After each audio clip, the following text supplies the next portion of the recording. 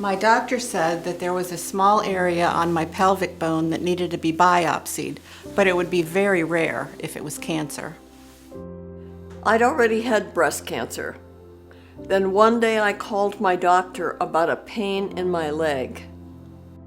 My son was in high school when I was diagnosed. He wrote his college essay about it.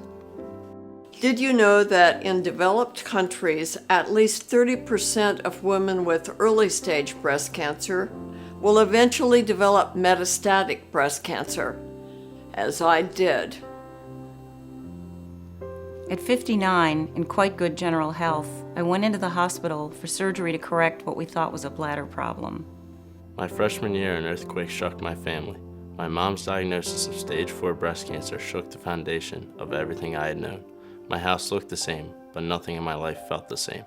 I felt this empty feeling for what seemed like forever. I got a phone call that the area was cancer. I still didn't know what it meant. I still felt fearless. After all, I had been vigilant with my health, mammograms, and no family history of cancer. If you know someone who has died from breast cancer, they died from stage 4 metastatic breast cancer, or MBC, which is the only stage that is fatal.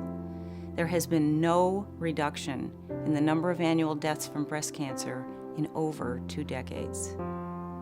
I picked up a book about advanced breast cancer. I read that there was no cure for metastatic breast cancer. It was then that I realized I was not going to get better, and my world fell apart.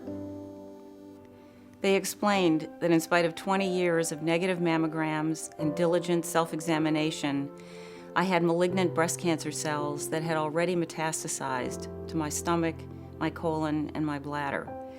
When the physicians left, my husband put his arms around me and said, "Well, this is what it feels like to be standing in your worst fear." I remembered his words, "We will try to help you."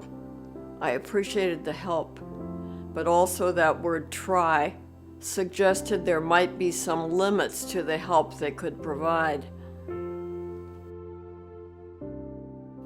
Of the billions raised annually on breast cancer research, only 2% of that money goes to metastatic breast cancer, even though 30% of breast cancer patients progress to stage 4. That doesn't seem fair, does it? Metavivor offers support to metastatic breast cancer patients. It also raises funds to award annual grants to researchers focused exclusively on metastatic breast cancer.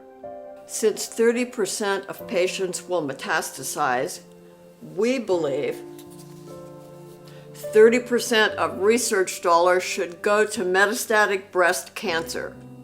We plan to award over $100,000 in research grants in the coming year.